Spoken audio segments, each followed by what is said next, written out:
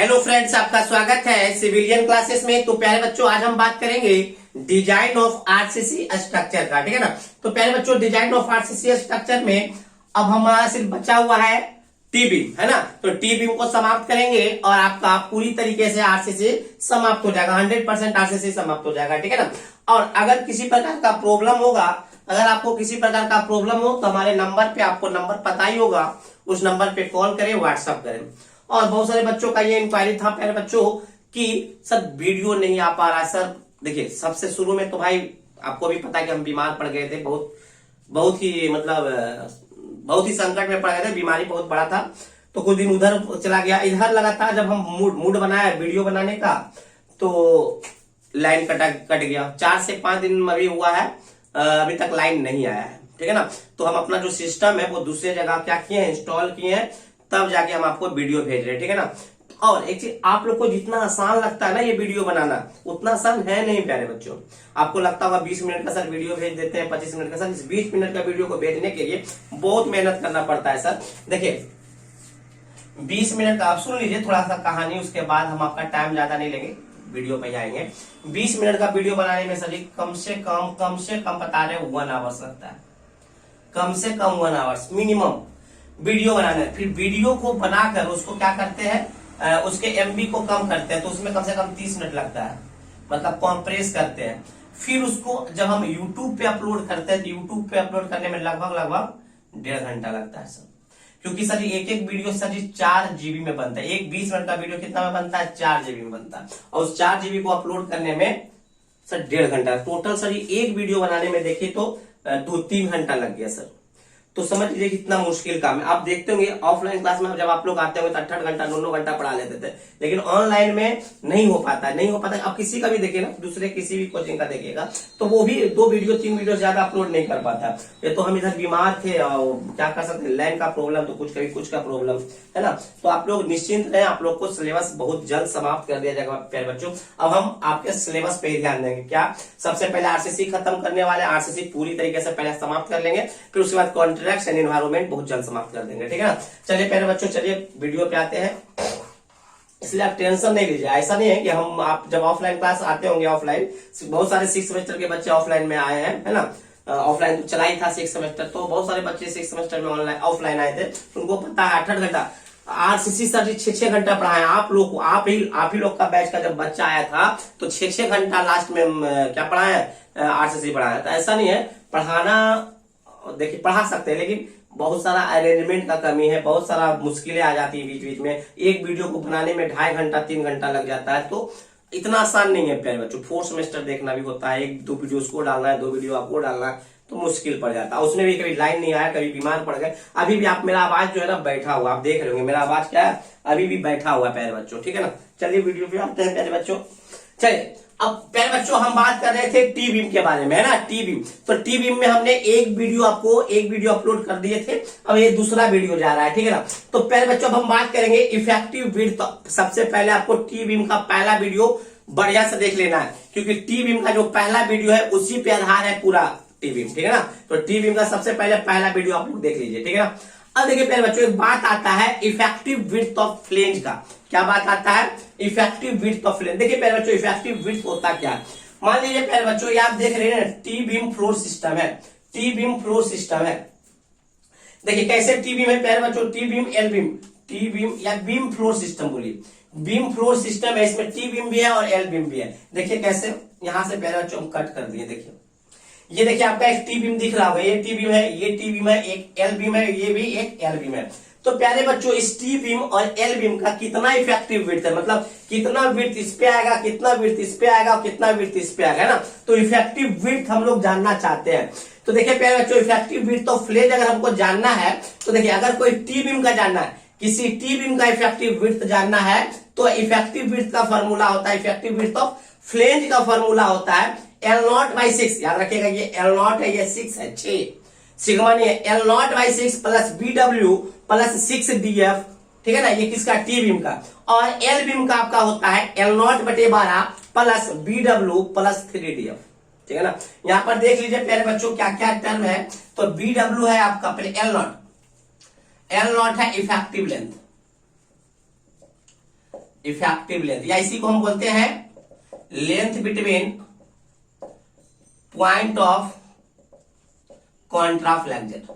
अरे भाई जहां पे बेंडिंग मोमेंट जीरो होता है उसी को पॉइंट ऑफ कॉन्ट्राफ्लेक्शन कहते हैं, और उसी जहां पे बेंडिंग मोमेंट जीरो होता है वहां के दोनों लेंथ क्या कहलाता है, इफेक्टिव लेंथ कहलाता है, लेंथ बिटवीन पॉइंट ऑफ कॉन्ट्राफ्लेक्शन। ठीक है ना। यहाँ पे BW क्या है प्यारे बच्चों, BW है वेव विड्थ, वेव विड्थ। यहाँ पे DF क्या है प्यारे बच्चों, thickness of wave, sorry thickness of flange, ये है ना thickness of flange, thickness of flange. Thickness of flange को कभी कभी हम लोग थिकनेस ऑफ फ्लोर भी कहेंगे। ये आपका फ्लोर है ना, ये आपका बीम है, ये आपका क्या फ्लोर है, थिकनेस ऑफ फ्लोर, या कभी कभी ये भी लिखा रहेगा thickness of slab, thickness of, जो लिखा रहे क्वेश्चन में, थिकनेस ऑफ स्लैब भी बोलेंगे, थिकनेस ऑफ फ्लोर भी बोलेंगे और थिकनेस ऑफ फ्लेंज भी बोलेंगे। ठीक है ना। तो अगर आपको प्यारे बच्चों किसी भी फ्लोर मतलब बीम फ्लोर सिस्टम में effective width of T beam निकालना है तो ये फॉर्मूला लगा लीजिएगा, और effective width of L beam निकालना है, effective width of flange L beam का निकालना है तो ये फॉर्मूला लगा लेना है। ठीक है ना। चलिए अब बात देखिए, ये आप दिख रहा है ना फ्लोर, बीम फ्लोर सिस्टम आपको दिख रहा होगा, ये टी बीम है, ये टी बीम है, एल बीम है और ये एल बीम है। ठीक है बच्चों, तो ये फॉर्मूला लगा के आप निकाल लीजिएगा। कहीं कहीं आप देखिएगा प्यारे बच्चों लिखा रहेगा आइसोलेटेड टी बीम, क्या लिखा हो रहेगा, आइसोलेटेड टी बीम। देखिए ये है आपका प्यारे बच्चों आइसोलेटेड टी बीम, ये टी बीम फ्लोर सिस्टम नहीं है, ये अपना अकेला टी बीम है, और ये अकेला एल बीम है, इसलिए अकेला इसलिए बोलते हैं आइसोलेटेड टी बीम, और इसको बोलेंगे आइसोलेटेड एल बीम। तो देखिए प्यारे बच्चों आइसोलेटेड टी बीम में ये जो विड्थ है ना वो कहलाता है टोटल विड्थ, मतलब टोटल विड्थ का लोड इस पे नहीं आता है प्यारे बच्चों, इफेक्टिव विड्थ का आता है, मतलब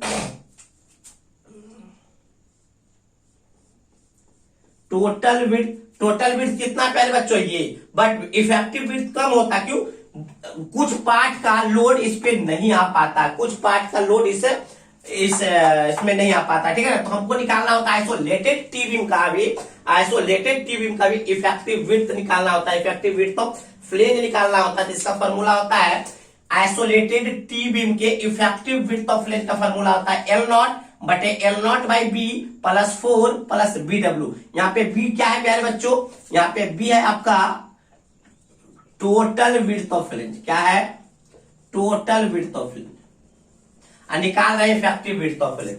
ठीक है ना। नेक्स्ट प्लस BW, और ये जो वैल्यू आना चाहिए ना वो आपका टोटल विड्थ ऑफ फ्लेंज से कम आना चाहिए। उसी तरीके से अगर आइसोलेटेड एल बीम का निकालना है आपका इफेक्टिव विड्थ ऑफ फ्लेंज तो ये फॉर्मूला लगा लीजिएगा। ठीक है ना। तो ये हमने आज देखा प्यारे बच्चों, अभी हमने क्या देखा कि किस प्रकार से इफेक्टिव विड्थ ऑफ फ्लेंज निकाला जाता है। अभी देखिएगा पूरा गला फंसा हुआ है, सर्दी खांसी सब है। ठीक है ना। मौसम इतना खराब, इतना पानी पड़ा है, इतना पानी पड़ा है कि क्या बता, मतलब ट्रांसफार्मर गिरा दिया है यहाँ का, मेरे घर के पास का, इसलिए 5 दिन से लाइन कटा हुआ है। कोई टेंशन नहीं, वीडियो बनेगा, वीडियो जाएगा भी, बहुत जल्द देखिएगा। आरसीसी समाप्त हो जाएगा, उसके बाद एनवायरमेंट कॉन्ट्रैक्ट भी खत्म हो जाएगा। जैसे ही 3 पेपर खत्म होता है आपको हम एसीटी स्टार्ट कर देंगे, है ना। और देखिए प्यारे बच्चों बहुत ज्यादा दिन नहीं लगेगा, जून तक हम लोग हम एस्टिमेट करके रखे कि आपको 3 पेपर मेरा खत्म करना है, RCC, contract and soil mechanic, sorry क्या कहते हैं एनवायरो, ये 3 पेपर खत्म, जुलाई से स्टार्ट कर देंगे एसीटी। तो प्यारे बच्चों इफेक्टिव विड्थ ऑफ फ्लेंज समझ में आ गया। तो इफेक्टिव विड्थ ऑफ फ्लेंज मतलब निकालने के लिए भी क्वेश्चन में आपके एग्जाम में 4 नंबर में आ जाता है। ठीक है ना। चलिए आपको निकाल के भी बताएंगे, पहले इसको नोट डाउन कर लीजिए।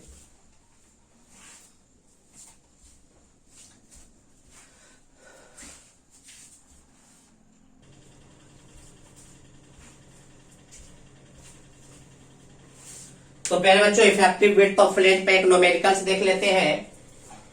चलिए क्वेश्चन बनाते हैं, सॉल्व करते हैं। पहले given data, and isolated supported T beam, नाम से पता चल गया आइसोलेटेड टी बीम है प्यारे बच्चों। सबसे पहला गिवन डाटा क्या है, कौन सा बीम है, आइसोलेटेड टी बीम। तो आइसोलेटेड टी बीम का ही हम क्या करेंगे, फॉर्मूला लगाएंगे। फ्लेंज विड्थ मतलब टोटल विड्थ आपको दिया हुआ है 2400 mm, एंड फ्लेंज थिकनेस हो गया कितना, DF 120 mm, and effective span of beam 3.6 metre, that mean 3600 mm। And width of web कितना दिया हुआ है 300 mm। हमको क्या निकालना है प्यारे बच्चों, इफेक्टिव विड्थ ऑफ फ्लेंज। तो सबसे पहला बात है क्या बोला है, आइसोलेटेड टी बीम। तो हम जब भी फॉर्मूला अप्लाई करेंगे तो आइसोलेटेड टी बीम का फॉर्मूला अप्लाई करेंगे। कितना था फॉर्मूला प्यारे बच्चों, L0/B + 4 + BW, यही तो फॉर्मूला था ना। आइसोलेटेड टी बीम के इफेक्टिव विड्थ ऑफ फ्लेंज निकालने का फॉर्मूला यही था। L0 आपका दिया हुआ है 3600, L0 कितना है 3600। यहाँ पे B है 6 नहीं है, इस वहां पे क्या है B है, तो यहाँ पे B कितना है प्यारे बच्चों 2400 + 4। अब BW कितना है 300। इसको कैलकुलेट कर लीजिए तो प्यारे बच्चों कितना आ रहा है, इसको कैलकुलेट करके देख लीजिएगा। 954.54 आ रहा है प्यारे बच्चों, 954.54 mm।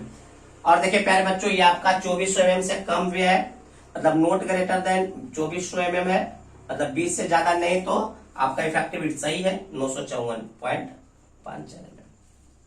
न्यूमेरिकल्स में कोई दिक्कत प्यारे बच्चों, कोई भी प्रॉब्लम्स न्यूमेरिकल्स में नहीं ना। चलिए दूसरा कॉन्सेप्ट की ओर चलेंगे, पहले इसको नोट डाउन कर लीजिए प्यारे बच्चों।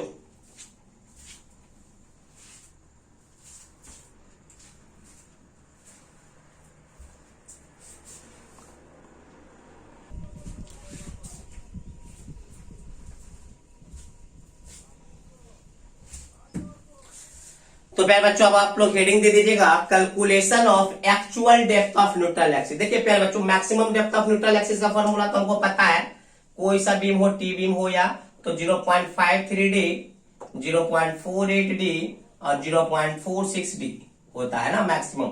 ये आपका FE 250 के लिए, FE 415 के लिए, और ये आपका हो गया FE 500 के लिए। ये तो हमको पता है, maximum depth of neutral axis पता है, limiting depth of neutral axis इसी को कहते हैं। बट हमको निकालना है प्यारे बच्चों actual depth of neutral axis, तो कैसे निकालते हैं ना, वो देखेंगे। टी बीम में actual depth of neutral axis कैसे निकालते हैं, तो प्यारे बच्चों टी बीम में actual depth of neutral axis हम लोग निकालते हैं ट्रायल एंड एरर मेथड से। इससे अच्छा क्या किसको कहते हैं, ट्रायल एंड एरर मेथड किसको कहते हैं प्यारे बच्चों बताइए। इट इज कैलकुलेटेड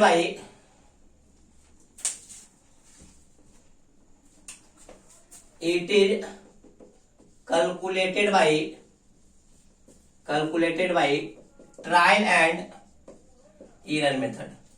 किसको कहते हैं प्यारे बच्चों ट्रायल एंड एरर मेथड बताइए। ट्रायल एंड एरर मेथड किसको कहते हैं, देखिए किसको कहते हैं। मान लीजिए प्यारे बच्चों x के पावर 4 माइनस x का whole square plus x minus 1 बराबर 0।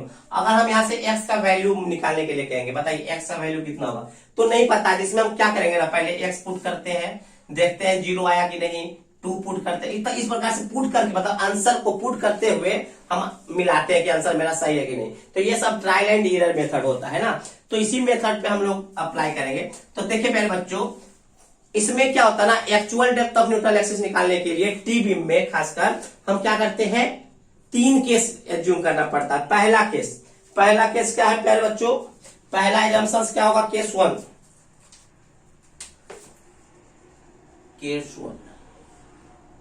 केस 1 क्या है,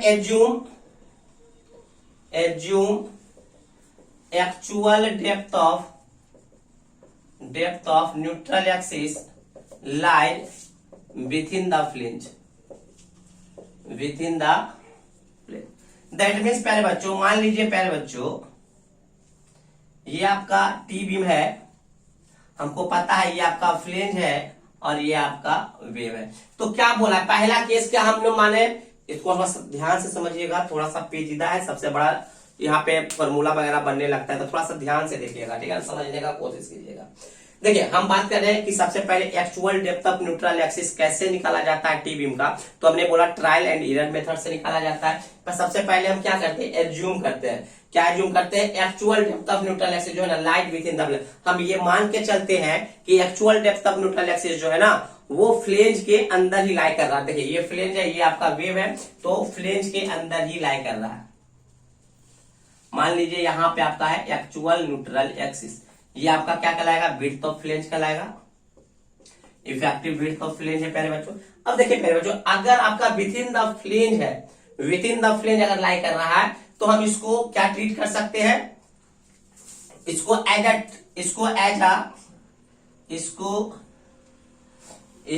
as a rectangular beam treat कर सकते हैं, मतलब बी एफ इंटू, मान लीजिए यहाँ पे छड़ है, बी एफ इंटू डी। देखिए हम क्या मान सकते हैं पहले बच्चों, assume actual depth of neutral axis lies within the flange. अगर आपका actual depth of neutral axis within the flange lie कर रहा है तो then T beam behaves as a rectangular beam of size bf into d। पहले बच्चों सबसे पहले हम समझने का कोशिश कीजिएगा। सबसे पहले हम ये मान के चलते हैं कि हमारा जो actual depth of neutral axis है वो with in the flange lie कर रहा है। जैसे ही विथ इन द फ्लेंज हम लोग एजम्पशंस कर लेते हैं तो क्या फिर करते हैं, तो क्या हो जाता है, इसको एज ए टी बीम नहीं, इसको as a rectangular beam treat करने लगते हैं। टी बीम को एज ए, अच्छा क्यों बिहेव करने लगते हैं रेक्टेंगुलर की तरह टी बीम को। देखिए प्यारे बच्चों, अगर आपका न्यूट्रल एक्सिस ऊपर लाई कर रहा है तो नीचे तो सिर्फ हम स्टील के बारे में बात करते हैं, यहाँ कंक्रीट हो चाहे ना हो, उससे क्या मतलब है, क्योंकि पहले ही बता चुके हैं टेंशन जोन में कंक्रीट का कोई मतलब है नहीं। तो मान लीजिए सिंपली सपोर्टेड बीम है, सिंपली सपोर्टेड टी बीम है, तो नीचे क्या होगा, कंक्रीट होगा। तो कंक्रीट यहाँ रहे चाहे नहीं रहे क्या मतलब है, तो इसको हम क्या मान लेते हैं, रेक्टेंगुलर बीम मान लेते हैं। अब रेक्टेंगुलर बीम में हम क्या करेंगे पहले बच्चों, एक ही कंप्रेसिव फोर्स आएगा, तो कंप्रेसिव फोर्स बराबर टेंसाइल फोर्स, तो क्या हो जाएगा 0.36 FCK इंटू बी की जगह पे क्या होगा B F I into X U बराबर 0.87 F बाई इंटू AST होगा। अरे यही फॉर्मूला ना अप्लाई करते थे किसके लिए, actual depth of neutral axis निकालने के लिए सिंगली रेनफोर्स्ड बीम में 0.36 FCK बी के जगह पे क्या हो जाएगा width of flange BF into X U बराबर 0.87 F बाई इंटू AST। इस फॉर्मूले से प्यारे बच्चों क्या निकाल लेंगे, एक्सयू निकाल लेंगे, क्या निकाल लेंगे, एक्सयू निकाल लेंगे, फाइंड आउट कर लेंगे। अगर देखिए इफ एक्सयू, कहां लिखे पहले बच्चों, पसीना इतना चल रहा है कि क्या बताएं।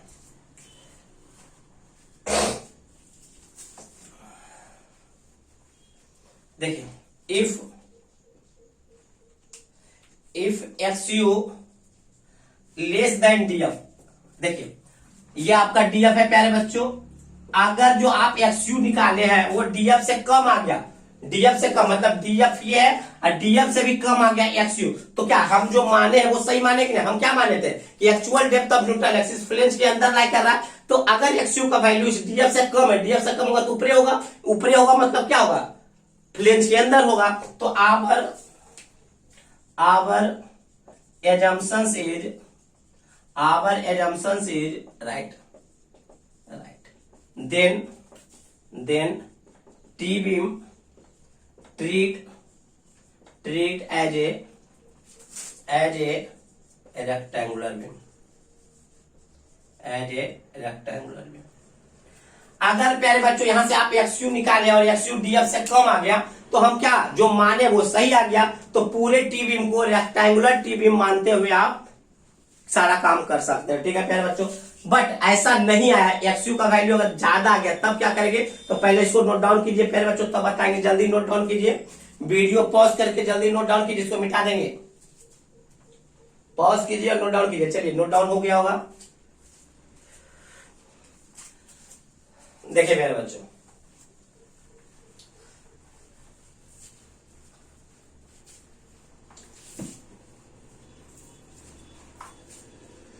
Next if एक्सयू greater than DF, अगर एक्सयू का वैल्यू डीएफ से ज्यादा आ गया तो आवर एजम्पशंस इज, हम एजम्पशंस माने थे, देखिए एक्सयू का वैल्यू डीएफ से ज्यादा आ गया, मतलब डीएफ से ज्यादा आ गया मतलब एक्सयू का वैल्यू नीचे आ गया ना, फ्लेंज से नीचे आ गया, तो आप फ्लेंज में लाई नहीं किया, तो आवर एजम्पशंस इज क्या हो गया, wrong, our assumptions is wrong, our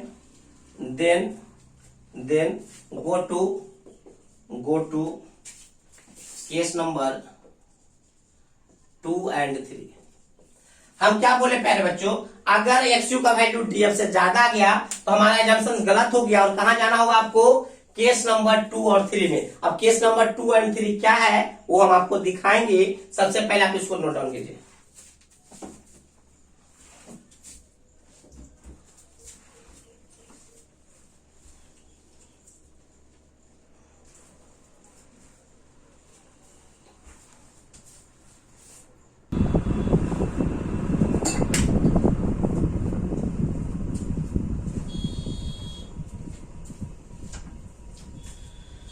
तो प्यारे बच्चों हम लोग देखेंगे केस 2।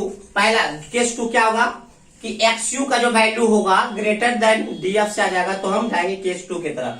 केस 2 में क्या कहता है प्यारे बच्चों, DF बाई डी। DF क्या है प्यारे बच्चों, डेप्थ ऑफ फ्लेंज, और D क्या है, effective depth of beam. Depth of flange या डेप्थ ऑफ स्लैब या डेप्थ ऑफ फ्लोर है ना। DF बाई डी, D क्या है, effective depth of T beam, note greater than 0.2, और DF बटे XU नोट ग्रेटर देन 0.43। दोनों में कोई भी सेटिस्फाई करेगा, ज्यादातर हम कोशिश करते हैं इसको सेटिस्फाई करने का। ये अगर सेटिस्फाई कर गया तो केस नंबर कहां जाएगा, 2 में। अगर ये सेटिस्फाई नहीं करता है ना, या ये दोनों का, ये दोनों अगर सेटिस्फाई नहीं करता तो केस नंबर 3 में जाएगा। ज्यादातर हम इस केस को हम फॉलो करते हैं, ये केस और ये केस। तो चलिए पहले बच्चों जब केस 2 में जाएंगे तो क्या होगा, कंप्रेसिव फोर्स बराबर टेंसाइल फोर्स। यही तो तरीका है actual depth of neutral axis निकालने का। कंप्रेसिव फोर्स बराबर टेंसाइल फोर्स। पहले बच्चों कंप्रेसिव फोर्स दो प्रकार का हो जाएगा, C1 प्लस C2, जैसा कि हम पहले वीडियो में आपको समझा चुके हैं। C1 क्या है, C2 क्या है। C1 क्या था पहले बच्चों, 0.36 FCK BW इंटू XU, याद कीजिए, plus 0.446 FCK BF minus BW into DF बराबर 0.87 F बाई इंटू ST। देखिए आप देख लीजिएगा पहला वीडियो, तो यही हमने दिखाया था, C1 बराबर और C2 बराबर ये दिखाया था। तो टोटल कॉम्प्रेसिव फोर्स बराबर टोटल टेंसाइल फोर्स, यहां से आप क्या निकाल लीजिएगा, XU। यहां से आप क्या निकाल जाइएगा, XU। मगर ये जो केस नंबर जो 2 है प्यारे बच्चों, तभी अप्लाई होगा जब ये तो रहेगा ही रहेगा, ये रहेगा तो केस 2 में भी जाएंगे और केस 3 में जाएंगे। लेकिन केस 2 में जाने के लिए याद रखिएगा ये कंडीशन फुलफिल होना चाहिए कि DF बटे XU नोट ग्रेटर देन 0.43।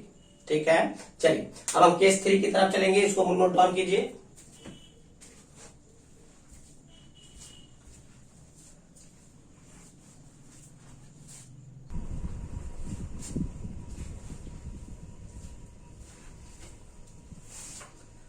तो चलिए मेरे बच्चों हम लोग चलेंगे केस नंबर 3 की तरफ, है ना। तो देखेंगे केस नंबर 3 क्या है।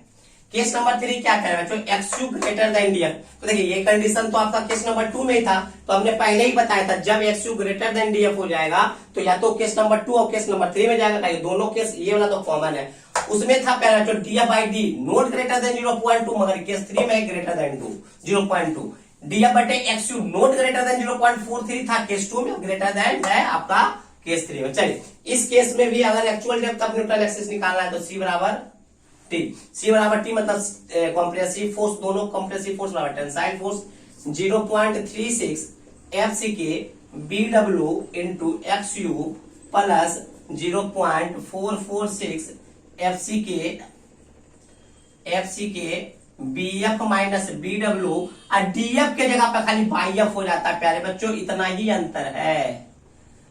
ही अंतर है केस 2 और केस 3 में। केस 2 में DF था और यहाँ केस 3 में BF है। BF होता क्या है प्यारे बच्चों, वो देख लीजिए। BF का वैल्यू होता है 0.15 XU max plus 0.65 DF। BF का वैल्यू क्या होता है, 0.15 XU मैक्स प्लस 0.65 DF। ठीक है ना। और याद रखिएगा प्यारे बच्चों, इसका जो वैल्यू होगा ना, नोट ग्रेटर देन DF होना चाहिए। क्या होना चाहिए, नोट ग्रेटर देन DF होना चाहिए।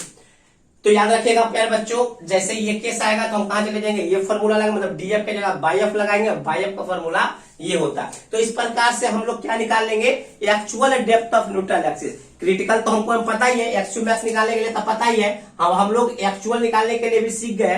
तो अब हम बात करेंगे मोमेंट ऑफ रेसिस्टेंस निकालने के लिए, जो कि अगले वीडियो लेक्चर में देखेंगे।